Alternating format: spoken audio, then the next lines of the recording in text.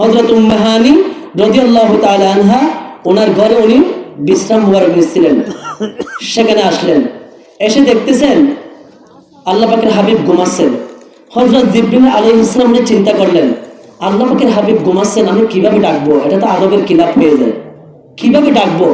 ইয়া রাসূলুল্লাহ, ইয়া হাবিবাল্লাহ, আপনাকে আল্লাহ পাক উনি নিতে আমাকে পাঠিয়েছেন, এটা আমি কিভাবে বলে ওনার ঘুম ভাঙাবো? নবীজির চক্ষু ঘুমায়, অন্তর ঘুমায় না। জোরে বলুন সুবহানাল্লাহ। হযরত জিবরিল আলাইহিস সালাম চিন্তা করলেন, উনি নবীজির কদম মুবারকের পাশে গেলেন। কদম মুবারকের পাশে গিয়ে ওনার জিহ্বা দিয়ে নবীজির কদম মুবারক ছাড়তে লাগলেন। জোরে বলুন সুবহানাল্লাহ। উনি বুঝতে পারলেন হযরত জিবরিল আলাইহিস সালাম উনি ওনার জিহ্বা দিয়ে ওনার কদম মুবারক ছাড়তেছেন। উনি উঠে গেলেন, বললেন, হে জিবরিল আলাইহিস সালাম, আপনি আল্লাহর সম্মানিত মেহমান, আপনি আমার দরবারে এসেছেন, আপনি রূহুল কুদ্দুস, আপনি পবিত্র আত্মা, আপনি মুআল্লিমুল মালাইকা, আপনি রাসূলুল মালাইকা, আপনি হযরত ফেরেশতা আলাইহিস সালাম ওনাদের রাসূল, আপনি জনকদর ফেরেশতা, আপনি কেন আপনার জিহ্বা মুবারক দিয়ে আমার কদম মুবারক ছাড়তেছেন? হযরত জিবরিল আলাইহিস সালাম জানিয়ে দিলেন, আল্লাহ পাকের হাবিব ও আল্লাহর রাসূল সাল্লাল্লাহু আলাইহি ওয়াসাল্লাম, আপনি ভালো করে জেনে রাখুন, আমি রূহুল কুদ্দুস ফেরেশতা হতে পারি, আমি ফেরেশতা আলাইহিস সালাম ওনাদের রাসূল হতে পারি, আমি জিবরিল আলাইহিস সালাম ওনার অনেক মর্যাদা থাকতে পারে, কিন্তু আপনার কদম মুবারকের মধ্যে যে ধুলি মুবারক রয়েছে, এই ধুলি মুবারকের কাছে আমি জিবরিল আলাইহিস সালামের মর্যাদা কিছু নয়। জোরে বলুন সুবহানাল্লাহ। হযরত জিবরিল আলাইহিস সালাম উনি আল্লাহর নবীর, আমাদের নবীর সম্মান বুঝেছেন, কিন্তু আমরা মানুষ হয়ে আজকে নবীদের সম্মান বুঝি না। এক শ্রেণীর মানুষ বলে থাকে নবীজি আমাদের মতো মানুষ, নবীজি মরে পৌঁছে গেছে। জোরে বলেন নাউযুবিল্লাহ। নবীজির শানে মিলাদ পড়ার কি প্রয়োজন রয়েছে?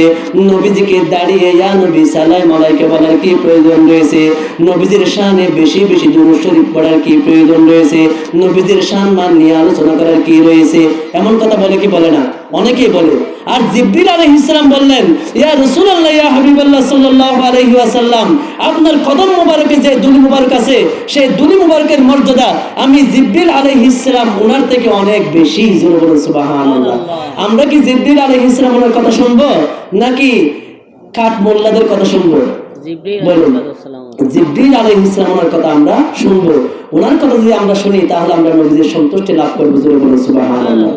এরপরে হযরত জিবরিল আলাইহিস সালাম উনি আল্লাহ পাকের হাবিব হুজুর পাক সাল্লাল্লাহু আলাইহি ওয়াসাল্লাম ওনাকে জানিয়ে দিলেন, ও আল্লাহ পাকের হাবিব, আমাকে আল্লাহ পাক রব্বুল আলামিন পাঠিয়েছেন আপনাকে আল্লাহর দিদারে নেওয়ার জন্য।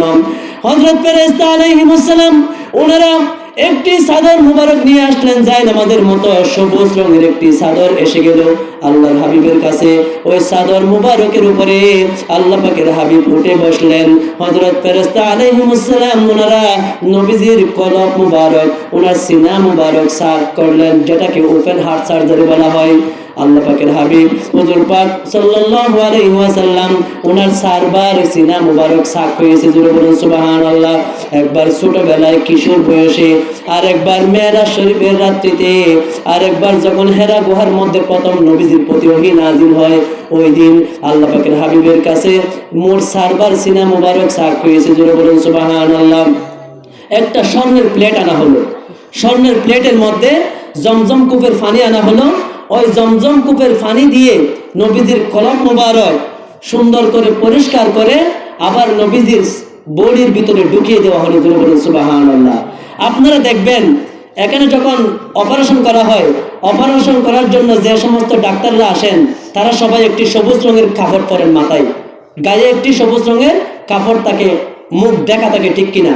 ওই সবুজ রঙের কাপড়টা কিন্তু তারা আমার নবীজির মেরাজ থেকে পেয়েছে। জোরে বলুন সুবহানাল্লাহ। এটা কিন্তু সুন্নাত। সুবহানাল্লাহ। তখন নবীজির সিনা মুবারক সাফ করার পর সেখানে আল্লাহ পাক রব্বুল আলামিন একটি বুরাক পাঠিয়ে দিলেন। জোরে বলুন সুবহানাল্লাহ। যে বুরাক শব্দটি বারকুন শব্দ থেকে এসেছে, যেটার অর্থ হচ্ছে আপনার বিদ্যুতের গতির চেয়েও কোটি কোটি গুণ বেশি বুরাকের গতি। জোরে বলুন সুবহানাল্লাহ। মসজিদ হারাম থেকে কাবা শরীফ থেকে বায়তুল মুকাদ্দাস শরীফে যাওয়ার রাস্তা 1 মাসের রাস্তা, কিন্তু বুরাকের একটি কদমও লাগেনি। জোরে বলুন সুবহানাল্লাহ। নবীজিকে বলছেন আল্লাহ পাকের হাবিব আপনি বুরাকের মধ্যে উঠে বসুন। যখন বুরাকের মধ্যে উঠলেন, বুরাক তরতর করে কাঁপতে লাগলো। হযরত জিবরিল আলাইহিস সালাম বললেন, হে বুরাক, তুমি কাঁপতেছো কেন? তোমার মধ্যে আজকে কে আরোহণ করেছে, কে উঠেছে, কে বসেছে সেটা কি তুমি জানো না? যিনি দুজাহানের বাদশা, যাকে সৃষ্টি না করলে আল্লাহ পাক রব্বুল আলামিন কোনো কিছুই সৃষ্টি করতেন না, সে আল্লাহ পাকের হাবিব তোমার মধ্যে এসেছে, তোমার মধ্যে আজকে উনি সওয়ার হয়েছে, আরোহণ করেছে। জোরে বলুন সুবহানাল্লাহ। সুতরাং তুমি আদব রক্ষা করো।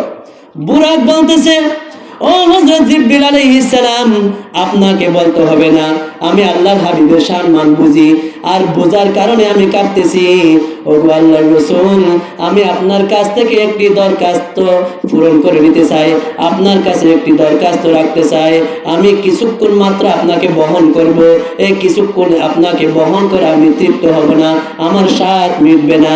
আমি আপনার কাছে দরখাস্ত করতেছি, যখন হাসরের মাঠে আপনার গুনাহগার উম্মতরা জাহান্নামে চলে যাবে, আপনি একবার মিজানের পাল্লায় ছুটবেন, রব্বি হাবিলি উম্মতি বলে বলে, ইয়া উম্মতি বলে বলে একবার মিজানের পাল্লায়, একবার ফুলসিরাতের পারে আপনি যখন ছুটবেন, একবার জান্নাতে যাবেন, একবার আল্লাহ পাকের কাছে আসবেন।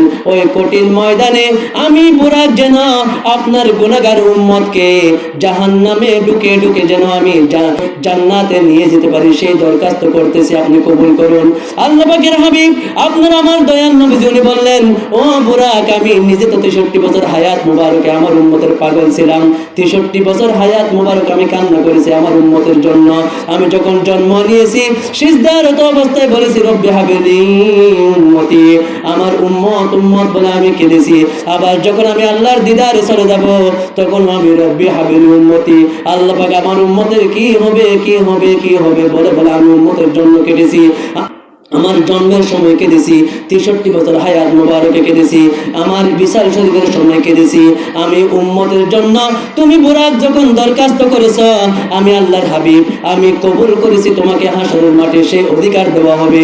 তোমার ইচ্ছা অনুপাতে আমার গুনাহগার উম্মতকে তুমি জাহান্নাম থেকে জান্নাতে নিয়ে যাওয়ার জন্য আমি তোমাকে সেই অধিকারটুকু দান করেছি। জোরে বলুন সুবহানাল্লাহ।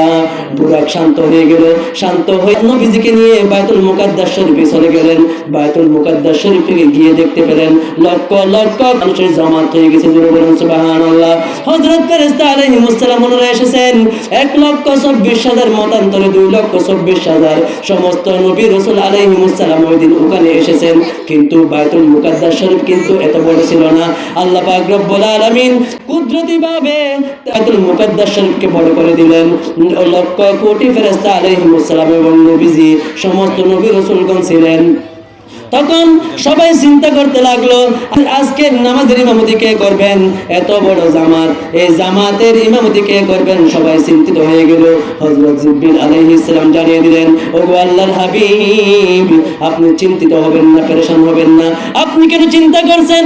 আজকের দিনে বাইতুল মুকাদ্দাস শরীফে লক্ষ লক্ষ কোটি কোটি নবী রাসূল ফেরেশতা আলাইহিস সালামকে নিয়ে ইমামতি করার জন্য ইমামতি করে আপনি প্রমাণ করে দিন আপনি ইমামুল মুরসালিন। জোরে বলুন সুবহানাল্লাহ। আপনি সমস্ত রাসূলগণের ইমাম। জোরে বলুন সুবহানাল্লাহ। সমস্ত নবী রাসূলগণকে পিছনে রেখে নবীজি 2 রাকাত নামাজের ইমামতি করলেন। জোরে বলুন সুবহানাল্লাহ।